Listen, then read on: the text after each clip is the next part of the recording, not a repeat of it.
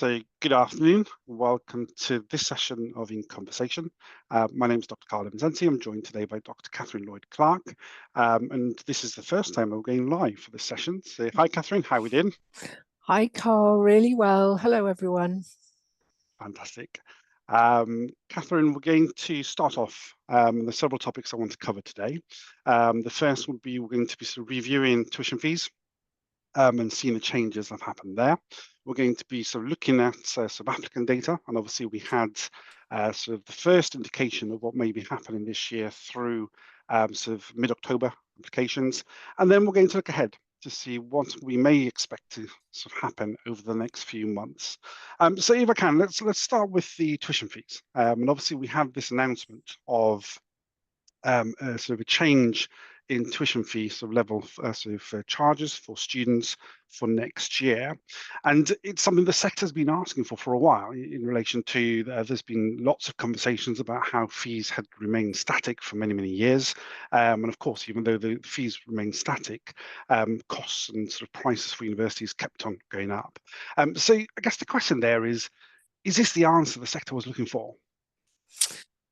So you're right, Karl. Tuition fees for England, and now thanks to a recent announcement for Wales, are going up to £9,535. This is an increase in line with inflation, and it's technically at the moment needing approval through Parliament. So we anticipate that all of that will go through, but technically, I think it's important just to point out that there are still some processes to run before this becomes absolutely definite. Obviously, it's at the moment just for 1 year. There's speculation as to whether further inflationary increases will be implemented going forward. We simply don't know that. This could be a one-off increase, and then the level might stick there, as has been the case before. So I think it's really important for teachers and advisors to sort of support applicants in a way, not to worry that this is the start of a really big spike in tuition fees. We don't think that will be the case. Unfortunately, Karl, it's not the answer to the sector's prayers.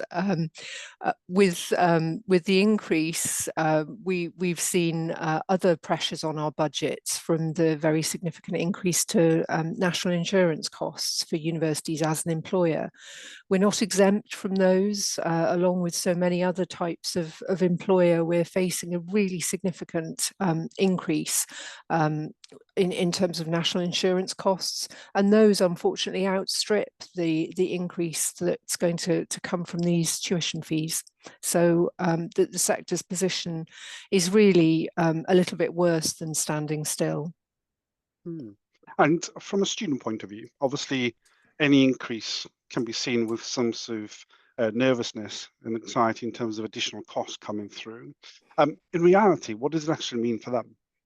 I think the key message for students, and this is explained really well on the Money Saving Expert website, is that although the fee itself is going up, this will not mean an increase in the repayments that the student will face in the years after they graduate. The repayment rates remain at that 9% of earnings above the repayment threshold. So whilst the overall increase will contribute a little to the total value, if you like, of the students' borrowings, the actual pressure in terms of repayment when you graduate won't change. So there won't be any impact as far as that's concerned.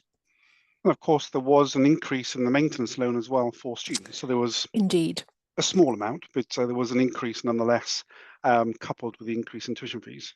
Yes, so that will enable the maintenance loan to increase a little in line with kind of cost of living pressures. And whilst, of course, that is going to add again to the total volume of borrowing, Of course, as those elements are still managed by that repayment process, that pressure again won't be experienced directly by the student when they graduate. Yeah. Okay. I'm going to turn now to the sort of application data, and obviously we have one mark at the moment in terms of the sort of October deadline, where it's the Oxbridge and medicine, veterinary science sort of deadline itself. What have we seen there? What's the indications in terms of applications at that point? Yeah, and I mean, I think some very interesting things are going on in the application figures at the moment, and probably the most significant thing to flag to teachers and advisors is that we have seen a kind of sector-wide shift in demand for medicine and dentistry. This is interesting for Exeter as well. We've seen a dip in our medicine applications at the 15th of October deadline, but we expected that because our entry requirements went up to A-star AA. But the sector as a whole has also seen a dip there. And so I think this is all part of kind of post-pandemic readjustments. We saw an absolute surge in demand around medicine and healthcare related courses coming out of the pandemic, and obviously with some of the issues around deferrals and people trying again for medicine for 2 or even 3 years. I think it'll be a very good year to be applying for medicine within the sector because there are also more places available. And I suspect that lots of institutions will be making a few more offers for medicine than perhaps they would have done previously, given the fall in applications. And that in turn will mean that institutions will probably anticipate slightly lower conversion rates. So that's the rate at which people firmly accept an offer. And again, that will encourage them to be as generous as possible with their medicine offers. So as I say, I think it'll be a really good year to be applying for those early deadline courses, Karl. It's an interesting one there, isn't it? Because in a sense, we've always, for the last few years, we've been preparing for a demographic uplift in the number of 18-year-olds being in the population, sort of at this stage. But actually, what we're seeing is a sort of, even though it's minor, it's a decline in the number of students applying, not just for medicine, but overall across the sector. So it's a kind of strange story to tell in terms of there's more people potentially in the pool, but actually that pool's got smaller because there's less students thinking about HE. Yes, so if we look at applicants, which is the single individual rather than the 5 applications that they make, we can see very clearly that over 3 cycles, those as of today, we can see that pool is smaller than it was 3 cycles ago, which is not what any of us expected. As you say, Karl, we are in a demographic lift down to 2030 or so. Obviously, that picture changes very dramatically as we move through into the next decade. But we had expected this to be a very buoyant phase for the sector. Exeter is happily slightly bucking this trend. Our application volume is very significantly up this year, and that's really fantastic news for us. That doesn't mean it's more competitive to get into Exeter this year necessarily, because we have a very substantial undergraduate target number. We typically can make a very large number of offers to fill our places. So we're very happy to see that surge in demand for Exeter, but we still anticipate being able to make a really good number of offers and to see a very high success rate for those students that apply to us for the most part. I mean, obviously there are disciplines typically that are a little bit more challenging, but typically we expect to be able to make a really good proportion of offers, Karl, which is great news. And Katherine, that leads us on to sort of quite nicely onto the next sort of part I wanted to explore, which was in terms of number of places. I mean, last year we saw sort of some different trends from particularly sort of top 30 universities who were sort of recruiting possibly larger intakes as a result, and we saw that sort of happening across the board. Mm. Can we expect the same this year? I think we can on the whole. And again, if I had to speculate, I'd suggest it would be a very good year for year 13 with strong chances of success. This is a combination of factors really underlying that situation, Karl. We're continuing to see a real reshaping of postgraduate international demand. We, again, coming out of the pandemic, many universities, Exeter included, had seen a real uplift in demand for postgraduate places, especially from international students. But that is shifting and changing currently. And so we're looking at trying to maintain our numbers through that undergraduate route to offset that shift in demand for postgraduate. And also, of course, the general kind of financial sustainability pressures that have been in the news for the sector. Exeter is, really well placed in this regard. We're in a very sound and very carefully managed space. So that's really great news for us.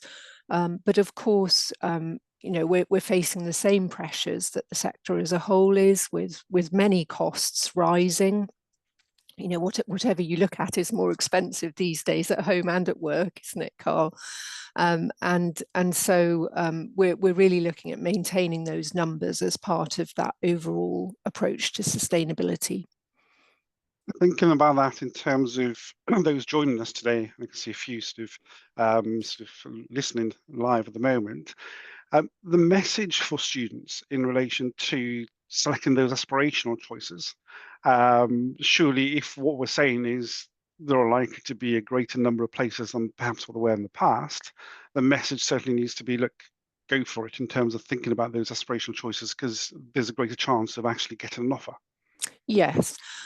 I would agree with that. I think, as has been the case, I can remember back to 2018-19 when we would have given the same message to schools and colleges to encourage aspiration, to go for it with those Russell Group and similar choices. But the usual provisions kind of apply, Karl. And I guess that the biggest of those would be that the subject you're choosing to study will have the single biggest impact on your chances of success. So if you are applying for a program that's in very high demand nationally, psychology, law, for example, engineering this year is really booming at many institutions. Then potentially you may find that the offers come through a little bit slower than if you're applying for one of those pools nationally that's much smaller, whether that's modern languages, for example, or something like anthropology or theology and religion. And that's really just the supply and demand dynamic that's kind of underpinning the admissions process. So yes, be aspirational, but if you are applying for one of those really high demand subjects, you should still ensure that your choices are broadly in line with your predicted grades. And I would say, one grade off is a reasonably good bet, but not pushing it too far if you're applying for something like economics. Yeah. And let's talk a little bit now about what applicants could expect from us in terms of the offer making process. So in the past, we've seen, in different times, of course, we've seen slightly more cautiousness from universities in how we released offers to students, and perhaps we held them back a little bit. And you would see a lot of offers going out February, March time. And the messaging was always, look, don't panic, wait until that point, because they will trickle out. As a result of these sort of changes within the sector, should sort of applicants and should teachers and advisors sort of see a shift in pattern from sort of the sector in relation to how we're releasing those offers? Yeah, I mean, obviously, I can really only speak for Exeter, and we've certainly been getting our offers out really quickly. Our offer volume is substantially up on where it was last year, and last year was better than the year before. So we are endeavouring to get those offers out in really good time. That helps everyone. You know, I always encourage early application for the benefit of year 13 themselves in being able to kind of focus on their work rather than have to fret about their UCAS application. So, you know, to get those in before Christmas is really good for us and it's really good for them. But of course, we will manage the release of offers, you know, down to that January deadline as we always would. So, you know, I think, again, subject of application will have the biggest impact on how quickly you hear. And possibly there will be some parts of the UK where numbers have to be managed in a slightly different way. I'm thinking of Scotland there, Karl, where perhaps, again, the patterns of how quickly offers get released will look a little different than they do for us. I would also say that from all of the information we review every year, Karl, and this is a little bit of insight into how we kind of work with applicant feedback, although we endeavour to get those offers out as quickly as possible, there's really no evidence that that speed of offer has a major bearing on the applicant's decision to accept it or not. Perhaps for those international applicants, it has a little bit stronger bearing, but by and large, the bulk of our applicants are not particularly motivated by a quick offer, as opposed to waiting for an offer from the institutions they're really most interested in. So they may know, or they may have very clear ideas of where they want to go, and they're just waiting for that offer before actually making a decision, I guess. Yes. Yeah. Just as a reminder for those joining us, if you have any queries or sort of questions you want to pose, you can use the chat function. I am keeping an eye on that. Katherine, can I turn to contextual offers now? In terms of just a very sort of quick rundown, how do we handle those contextual offers? What is it that we do in that space? So I think the key thing to stress for contextual offers is this isn't always very clearly understood, either by schools or by applicants, is that we will identify you if you're eligible for a contextual offer. You don't need to apply for one. All the information we need to determine who is eligible will come to us from the UCAS form. There are a few exceptions where if a student ticks one of the fields, for example, relevant to being a carer, we may write out and ask for a little bit of further information about that to check that the student really does meet the definition. But by and large, all the information we need is derived from the UCAS fields, and we will just crack on and make a contextual offer if one is is available to that candidate. And typically that will mean that the offer will be 2 or sometimes even 3 grades below the typical offer that's advertised as standard in our prospectus. Just to stress again though, Karl, at Exeter, we publish both the standard offer and the usual contextual offer in the fact boxes by subject in the prospectus. So you can just look up the entry online and double check what that contextual offer level will be, and that will be clearly indicated there for everybody to see. And that is not just on the A-level front, but it's also other qualifications as well. Absolutely. So my absolutely incredible, wonderful admissions team maintain qualifications equivalency tables for pretty much anything and everything you can imagine. They can also deal with a very wide variety of subject combinations, or mixed qualification profiles. We've pretty much seen everything over the years in admissions, and there's very little that will phase us. And if we do see a qualification we haven't come across before, we'll simply go away and find out about it, and then determine a suitable offer level. So all of that is pretty straightforward. And we're always happy to answer questions by email if a school has a particularly strange set of circumstances to deal with. Okay. That's great. Katherine, that's all the topics that I wanted to cover today. I've seen there's a couple of questions that come in, and one of them is on the teacher reference. So there's a question about that, which ties in with the whole applications, how we handle it. So the question sort of reflects on whether we have any reflections on the new style of references now that we've gone through one sort of cycle of that teacher reference, and is there anything in particular that Exeter values or doesn't like about it? Okay, so I think the first thing to stress is that we welcomed the shift in format to the UCAS teacher reference only because, and I have direct experience for this, having worked for a couple of cycles in a school, we know that the old style reference often was extremely labour intensive, and schools and colleges would often put really very substantial amounts of effort into that, you know, drawing in also, you know, the 3 different A-level teachers or the subject teachers for whatever the qualification was. And if that if the new format has streamlined that in any way, we welcome that. And that's because we don't actually use the reference selectively. We do look at them, and particularly at the point where if we unfortunately can't make an offer and are likely to be making an application unsuccessful, we will double check the reference, particularly in relation to any extenuating circumstances in section 2, to make sure there isn't something we've missed that ought to make us review our likely unsuccessful decision. So I guess making sure that section 2 is nice and punchy in case, you know, we're double checking in that context. But the most important thing to do with any extenuating circumstances is to flag them to us directly on our own extenuating circumstances form as well.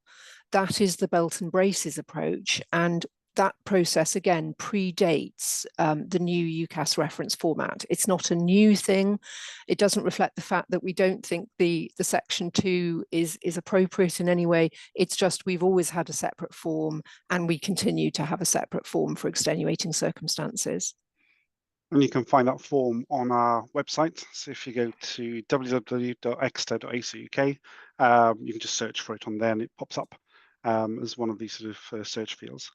So please do sort of head over to that sort of section if you need to sort of use that sort of web form. We've spoken for about 23 minutes now. I think I'm going to sort of draw it to a close unless there are any further questions coming through. Otherwise, a huge thank you to those who joined us today, and a huge thank you to you, Katherine, for answering the questions. We'll be back in February for the next session, which again, hopefully today wasn't too traumatic, and we'll continue to do this live. So we'll join you back then. But until then, I hope you have a great sort of break, and we'll see you in the new year. Thank you. Bye, everyone.